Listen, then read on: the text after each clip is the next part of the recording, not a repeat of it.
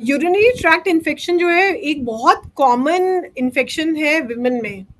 और ये बेसिकली इसलिए होता है कि किसी का पुअर हाइजीन है और हम पानी कम पीते हैं। बहुत सारे लोगों को आदत होती है कम पानी पीने की, और बहुत ज़्यादा अगर सेक्सुअल एक्टिविटी हो तो उसमें भी यूटीआई होता है। अब विमेन जो होती हैं मोस्टली आप देखेंगे एक विमेन की पूरी लाइफ में 50 to 60% ऑफ विमेन को कभी ना कभी यूटीआई का एक एपिसोड जरूर हुआ होगा। और as far as men and women की परसेंटेज इज कंसर्न, तो 8 in 1, मतलब 8:1 का रेशियो है फ्रॉम वुमेन टू मेन। अब ऐसा क्यों है? ये रीजन इसलिए है क्योंकि विमेन का जो यूरेथ्रा होता है वो छोटा होता है। सो जब यूरेथ्रा छोटा होता है तो इन्फेक्शंस जो कि हमारे जिस रास्ते से हम टटी करते हैं जिसको हम एनस बोलते हैं वहां से इन्फेक्शन आने के चांसेस होते हैं, या जब इंटरकोर्स होता है उसमें इन्फेक्शंस आने के चांसेस होते हैं, जब पीरियड्स होते हैं उसमें अगर आपने अच्छे से अपना हाइजीन मेंटेन नहीं किया तो उससे भी इन्फेक्शन आने के चांसेस हो सकते हैं। तो विमेन में ये कॉमनर होता है क्योंकि यूरेथ्रा छोटा होता है। अब जिन जो बहुत जैसे आपने सुना ही होगा हनीमून सिस्टाइटिस, बहुत सारे लोग जिनकी शादी होती है लेडीज की, उनको शुरू के फर्स्ट या 2 या 3 मंथ्स में डेफिनेटली यूटीआई होता है, यूरिनरी ट्रैक्ट इन्फेक्शन होता है।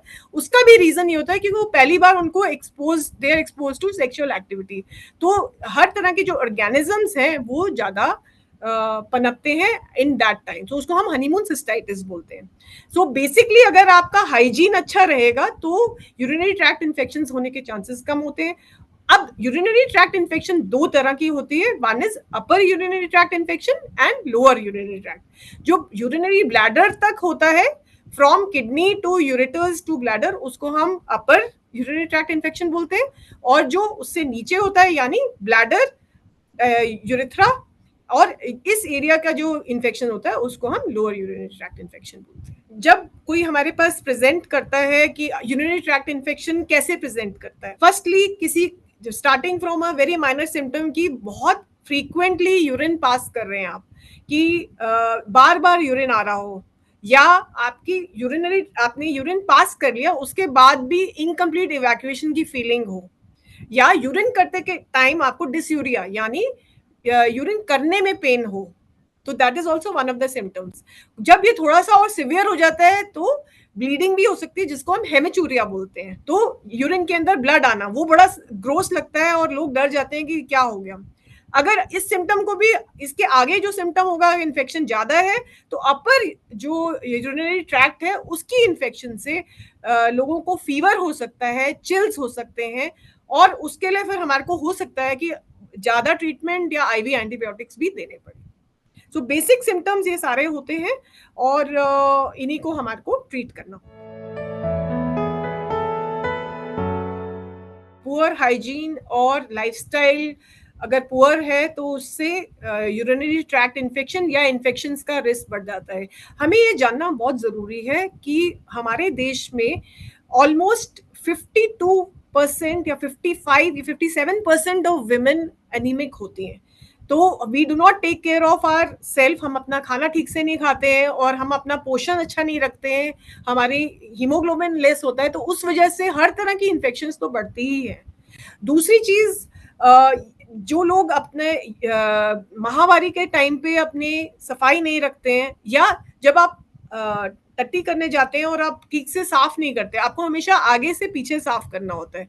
अगर आप पीछे से आगे साफ करेंगे तो सारे के सारे जो बैक्टीरिया हैं वो यूरेथ्रा में आ जाएंगे और फिर इन्फेक्शन हो जाएगी। तो पर्सनल हाइजीन जो ठीक नहीं रखते तो उनको डेफिनेटली यूरिनरी ट्रैक्ट इन्फेक्शन होने के चांसेस होते हैं। दूसरा, बहुत सारे लोगों को आदत होती है कम पानी पीने की। हमारे जैसे देश में जहाँ पे बहुत ज्यादा सल्ट्री वेदर भी होता है और आजकल जैसे रेन्स हैं तो बहुत ज्यादा डिहाइड्रेशन भी होती है, उसमें डेफिनेटली ज्यादा पानी पीना चाहिए। अब ज्यादा पानी पीने का मतलब ये नहीं है कि आप 5 लीटर पानी पिए, 2.5 से 3 लीटर के करीब पानी भी अगर आप पीते हैं और कॉन्शियसली पीते हैं तो यूरिनरी ट्रैक्ट इन्फेक्शन होने के चांसेस कम होते हैं। पेशेंट ओबीज होगा, उसको डायबिटीज होने के चांसेस होंगे।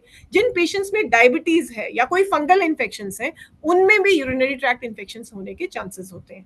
जहां पे भी इम्यूनिटी पुअर होगी, पेशेंट अपना ध्यान नहीं रख रहा है, वो सुबह व्यायाम नहीं करता, एक्सरसाइज नहीं करता, लाइफस्टाइल मॉडिफिकेशन नहीं करता, ओवरवेट होता है, उन सब केसेस में यूटीआई होने के चांसेस होते हैं। यूरिनरी ट्रैक्ट इन्फेक्शन अगर किसी को ये जितने मैंने सिम्पटम्स बताए हैं अगर किसी पेशेंट को हैं, तो हम सबसे पहले उसका यूरिन रूटीन माइक्रोस्कोपी कराते हैं और यूरिन कल्चर सेंसिटिविटी कराते हैं। उससे हमें पता लग जाता है कि कौन सा ऑर्गेनिज्म, सबसे कॉमन ऑर्गेनिज्म जो होता है, जो इंटेस्टाइनल फ्लोरा में होता है, आंतों में होता है, जो होता है ई कोलाई, वो सबसे कॉमन जो ऑर्गेनिज्म है, बैक्टीरियल इन्फेक्शन है जो यूटीआई कॉज करता है। उसके अलावा वायरल भी हो सकता है, फंगल भी हो सकता है। सो जब हम टेस्ट करते हैं, हम यूरिन कल्चर करते हैं, तो उसमें हमारी रिपोर्ट्स आ जाती हैं कि कौन सा ऑर्गेनिज्म है और किस एंटीबायोटिक से सेंसिटिविटी है। सो यूरिनरी ट्रैक्ट इन्फेक्शन में डेफिनेटली एंटीबायोटिक देने की जरूरत पड़ सकती है। अगर ये अपर यूरिनरी ट्रैक्ट इन्फेक्शन है या यूरिनरी ट्रैक्ट इन्फेक्शन को हमने इग्नोर किया तो कॉम्प्लिकेशंस भी हो सकती हैं। दैट मीन्स कि जहां यूरेथ्रा या ब्लैडर तक हमारा इन्फेक्शन फैला है, वो ऊपर जाके किडनी में भी फैल सकता है और एक जानलेवा चीज हो सकती है जिसको हम पाइलोनेफ्राइटिस कहते हैं।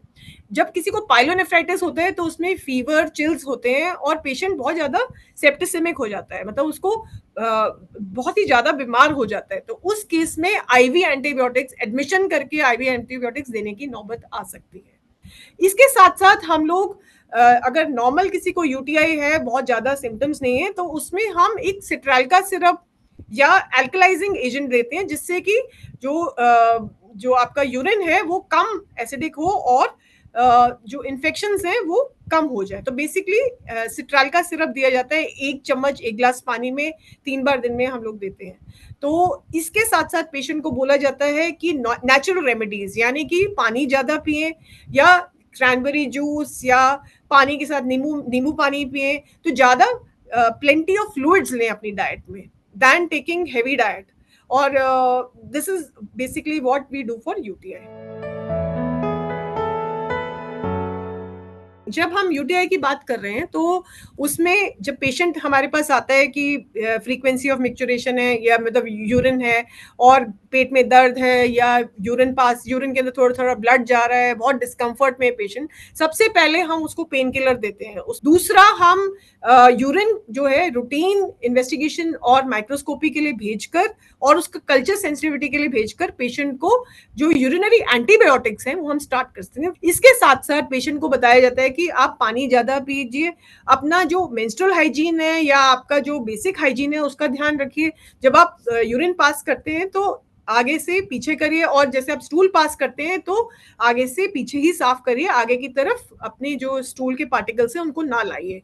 सो इस तरह के जो हाइजीन इश्यूज हैं उनका आप बिल्कुल ध्यान रखिए। इसके साथ साथ पेशेंट को बोलिए कि ज्यादा पानी पीजिए, कोकोनट वाटर पीजिए, क्रैनबेरी जूस लीजिए। तो जितना आप फ्लूइड ज्यादा लेंगे, 2.5 to 3 लीटर्स ऑफ अगर आप फ्लूइड लेते हैं अपनी डाइट में तो अच्छा है। इसके साथ साथ जितने टाइम में उसको ये इन्फेक्शन है उस टाइम पे ज्यादातर थोड़ा सा लाइट डाइट ले, ज्यादा स्पाइसी चीजें और उस तरह की चीजें ना खाएं। और आगे के फ्यूचर के लिए कि रिकरेंट एबॉर्शंस ना हो, अपनी इम्यूनिटी को स्ट्रॉन्ग करिए।